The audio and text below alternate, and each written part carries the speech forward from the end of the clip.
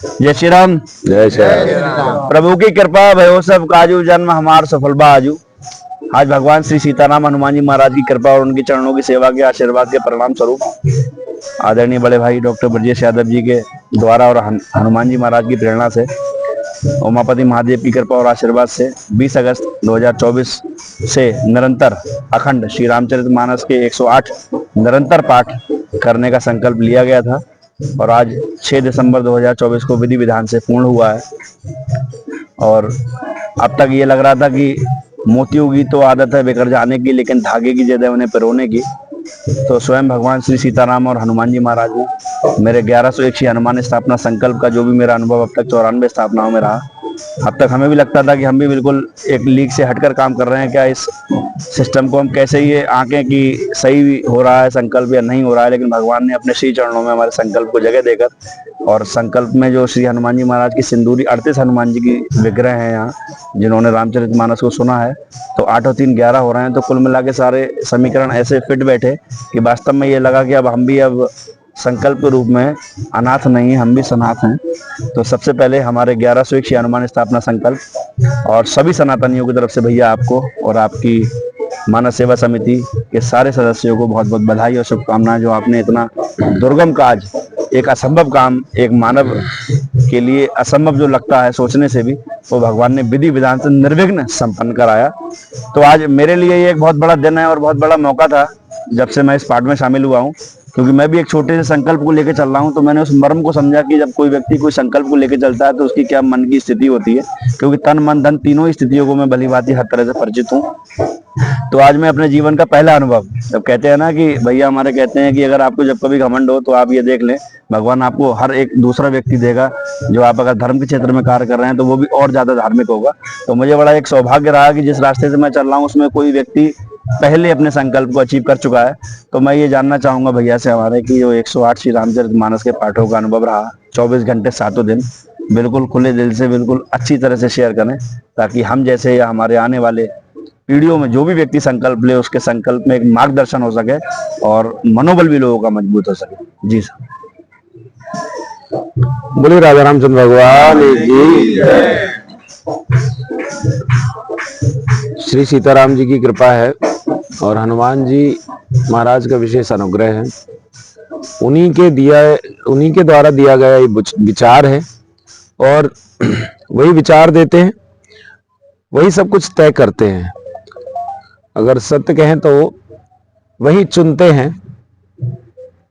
108 के बारे में कल्पना करना ही एक ऐसा विषय है कि कोई भी कल्पना करेगा 108 दिनों तक रामायण की पाठ करवाना।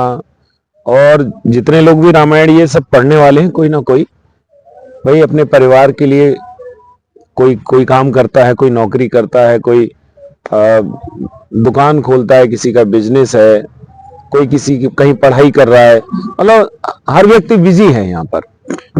उन्हीं व्यक्तियों के द्वारा ये होना था। और मैं स्वयं एक सर्जन हूँ, डॉक्टर हूँ, व्यस्तता इधर भी है, लेकिन गृह कार्य नाना जंजाला, घर के कामों को जंजाल बताया तुलसीदास जी ने।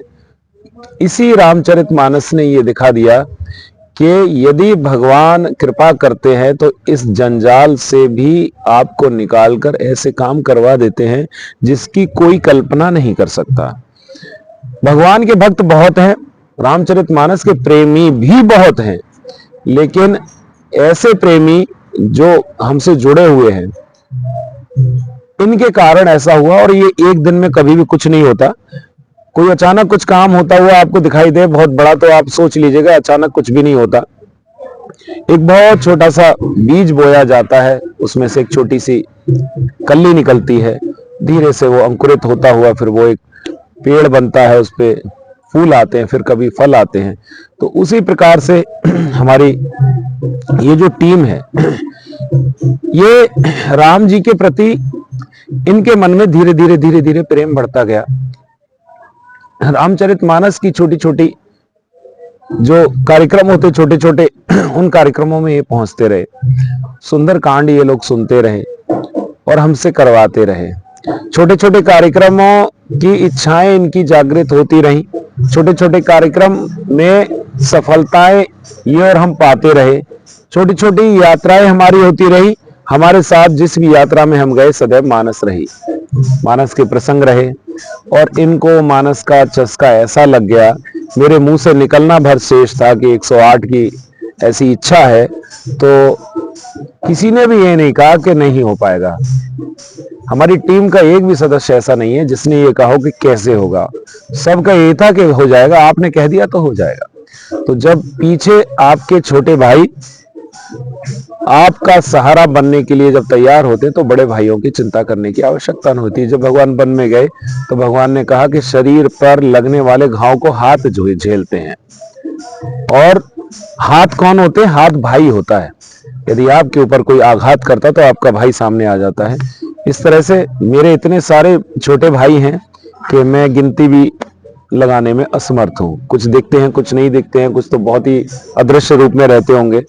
तो इन छोटे भाइयों ने हर काम को ऐसे किया कि बस मेरी नाराजगी भी सही, मेरे गुस्से सहे, मेरे अकारण जिसकी गलती नहीं उसको भी डांटता हूं मैं, लेकिन इनको ये लगता है कि कोई बात नहीं, डांटते हैं तो बस। फिर भी आजकल पिता अपने बेटे को नहीं डांट पाता और पुत्र अपने बाप की डांट सुनने के लिए तैयार नहीं है। और मैं देखता हूं, मैं कितना भी डांट लूं, किसी बात पे कुछ भी कह लूं, मुस्कुरा कर रह जाते हैं और सोचते हैं कि आज सही पड़ गई। तो ये सब इनका प्रेम है, मानस का प्रेम है। और जब भरद्वाज जी के आश्रम में भगवान श्री सीताराम और लक्ष्मण जी पहुंचे और चले गए आकर आगे, तो जब उसके पीछे पीछे कुछ दिनों बाद भरत जी पहुंचे, तो भरत जी से भरद्वाज जी अपना एक्सपीरियंस शेयर कर रहे हैं। वो कहते हैं कि भरत, जब राम और सीता लक्ष्मण आए थे तब मैंने सोचा था कि मेरे जीवन की जितनी तपस्या थी उसका फल मुझे मिल गया। मैंने कभी सोचा नहीं था कि हर कर्म का फल भगवान का दर्शन है, तो भगवान के दर्शन का भी कोई फल हो सकता है, मैंने कभी सोचा नहीं था। लेकिन आज मुझे लगा कि राम जी के दर्शन का फल हे भरत तुम्हारा दर्शन है। तो इस प्रकार से हमारी जो यात्राएं अब तक चली, जो 4 वर्षों से हर दिन अलग अलग स्थानों पर सावन के महीने में अखंड रामायण के पाठ चले, उन अखंड रामायणों की सफलता के फल स्वरूप भगवान ने हमें ये फल दिया कि जाओ बच्चों, तुमने जो इधर उधर घूम घूम के किया है, आज तुम सबका फल इकट्ठा ले लो, एक स्थान पर तुम्हें बिठाए देता हूं और आओ गालो कर लो अपने मन की कितनी आपको मन की करनी है।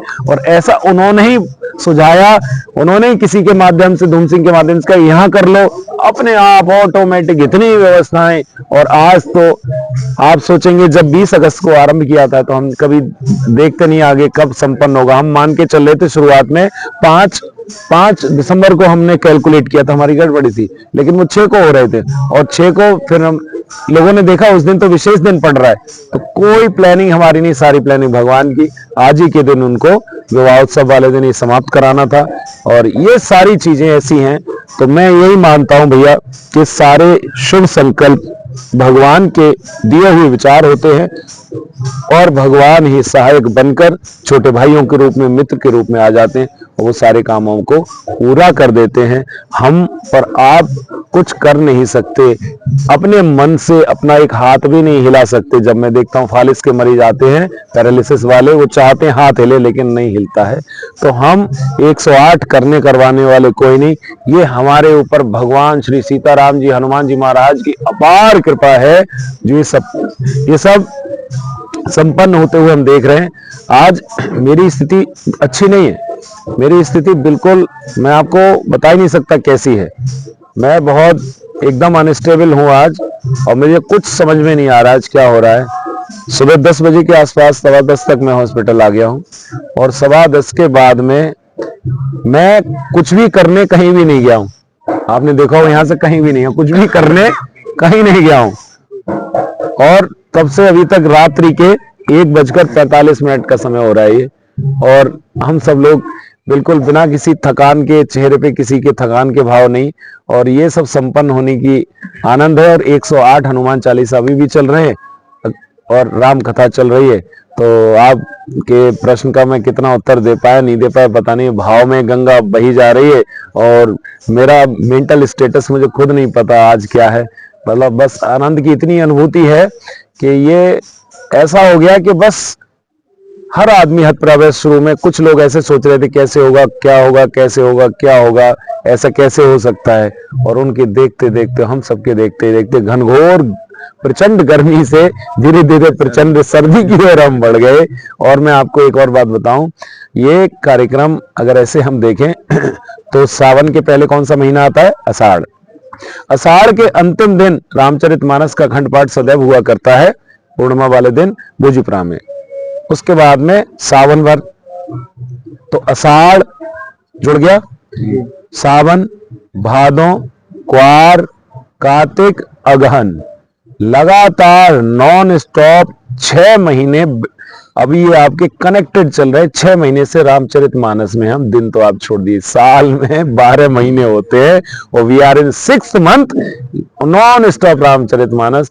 अभी 8 को यहाँ कार्यक्रम समाप्त हो रहा है, 10 को फिर पिताजी करवा रहे एक रामायण, 11 को हमारे एक पंडित जी है वो करवा रहे। ये तो ऐसी लीला है कि भगवान ने ग्रंथावतार जो लिया है वो हमारे सीने से लगे घूम रहे हैं। श्री सीताराम जी बोले, राजा रामचंद्र भगवान की जय। जय श्री सीताराम।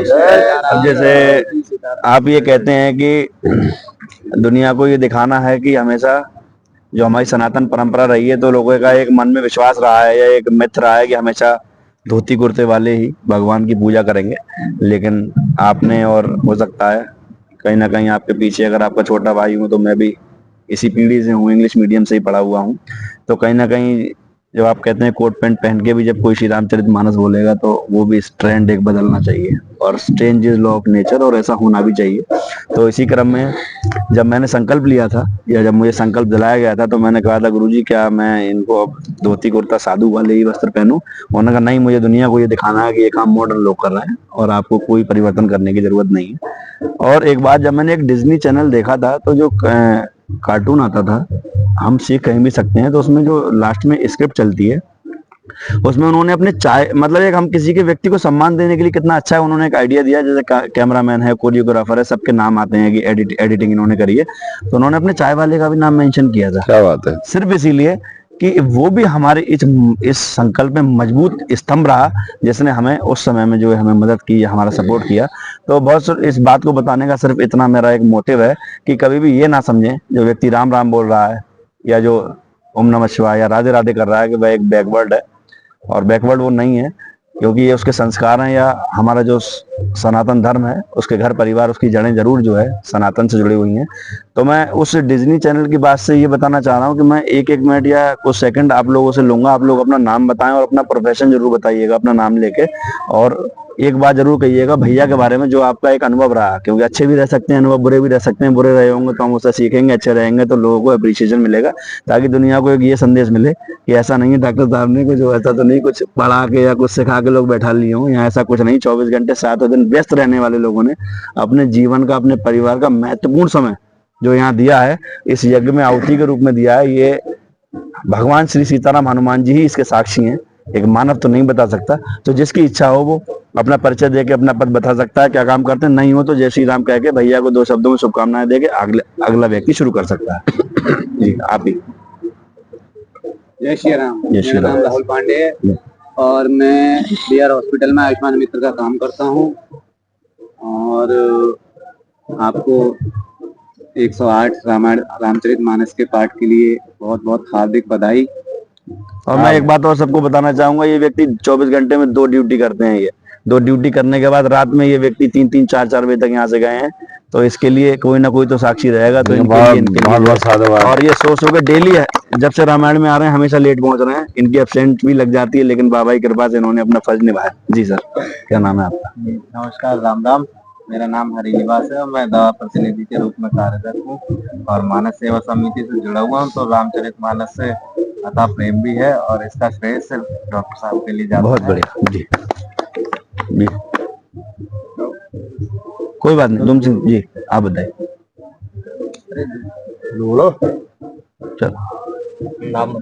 नाम बता दो महाराज। है खेती किसानी काम करता हूँ। भगवान जी ने इतनी शक्ति दी है कि गुरु जी की इतनी महान कृपा है कि बहुत धन्यवाद देता हूँ।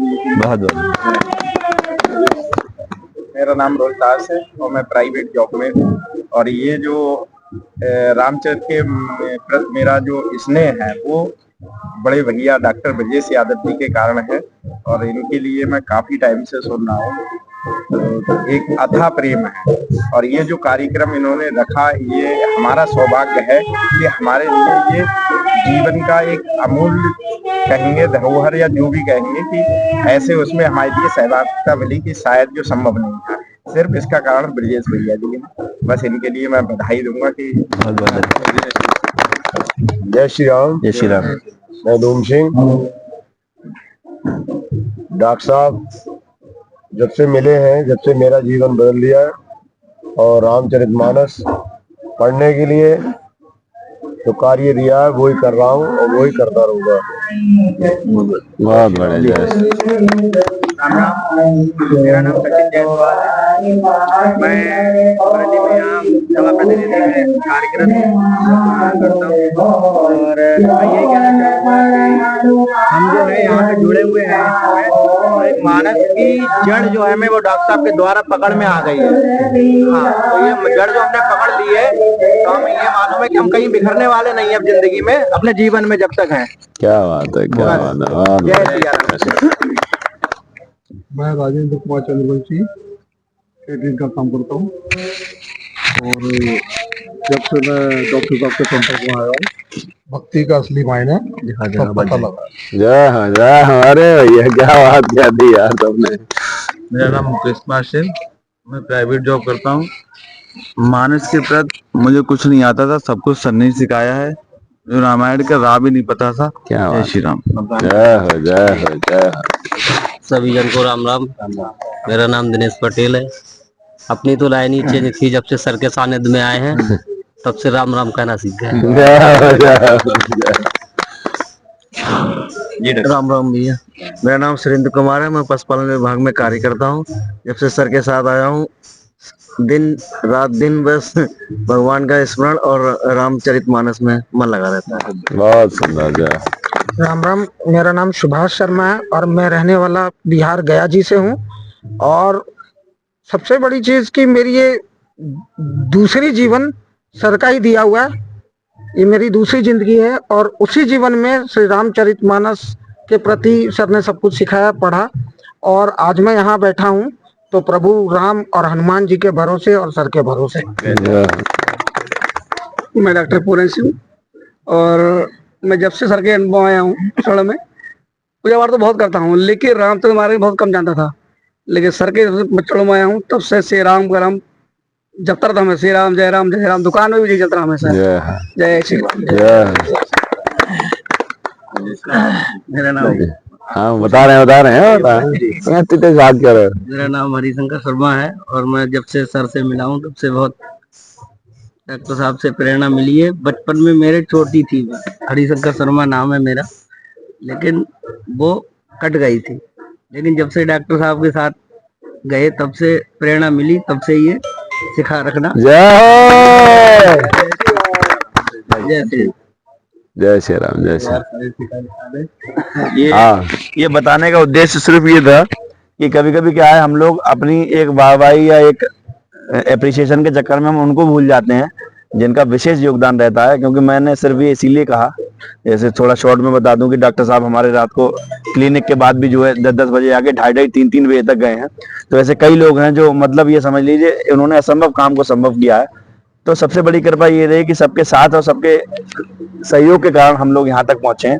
और अंत में मैं भगवान श्री सीताराम हनुमान जी महाराज से अपने संकल्प के माध्यम से और 33 कोटि देवी देवताओं से और एक नई बात आज पता लगी 64 करोड़ तीर्थों के चरणों में मैं ये प्रार्थना करता हूँ कि इस श्री रामचरितमानस के पाठ के महायज्ञ में जिस भी व्यक्ति ने जिस रूप में सहयोग किया है, भगवान श्री सीताराम हनुमान जी महाराज 33 कोटि देवी देवता, उसके घर परिवार, माता पिता, गुरु सबके ऊपर अपना आशीर्वाद बनाए रखें और भगवान ऐसी प्रेरणाएं सभी को दें ताकि जिससे धर्म की अधर्म का प्राणियों में विश्व का, गौ माता की हर हर महादेव। जयकारा वीर बजरंगी का। जय श्री राम, जय श्री राम, जय श्री राम। दोबारा आपको पुनः शुभकामनाएं, बधाई भैया। जय हो आपको भी भैया, आपको भैया।